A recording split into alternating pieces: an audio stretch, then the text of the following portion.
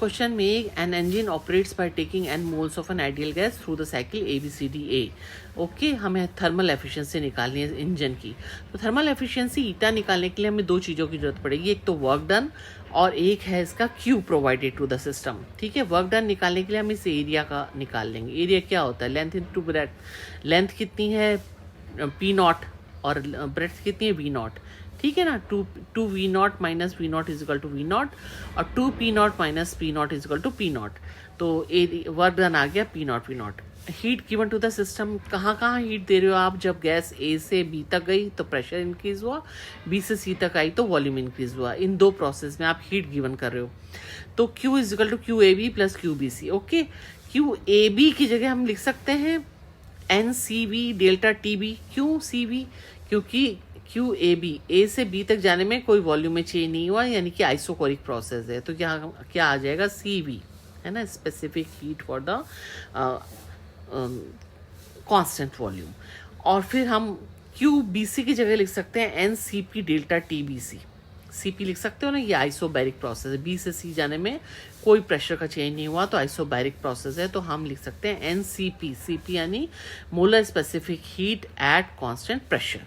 Okay, अब N C V की जगह हम 3/2R लिख सकते हैं बच्चों, है ना, दिया है ना आपको।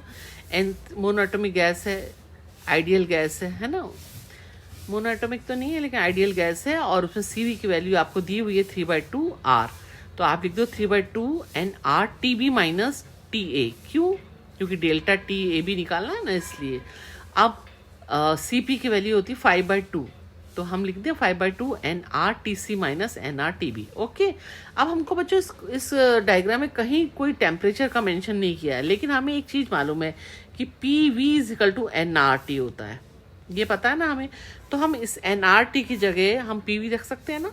तो 3/2 2 P नॉट वी नॉट, कहाँ से आया 2 P नॉट वी नॉट? ये देखो बी पॉइंट पे देखो temperature 2 P not V not, correct, ये रहा वी नॉट, है ना।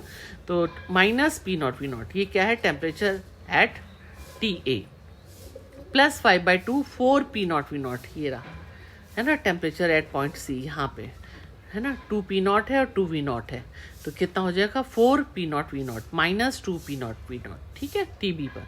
तो ये सब पुट कर लिया, आप इसको इस तरह से आ जाएगा, ये तो कोई दिक्कत नहीं है, मैथ्स आती है आपको। इसको सॉल्व करोगे तो आएगा 13/2 पी नॉट वी नॉट। तो ईटा की वैल्यू आ जाएगी W/Q। तो W अपने को पता ही था पी नॉट वी नॉट है, upon 13 P not V not, और 2 जो है ऊपर चला जाएगा। 2 में 13 का डिवाइड करोगे तो आएगा 0.15। तो ये ऑप्शन है ए करेक्ट।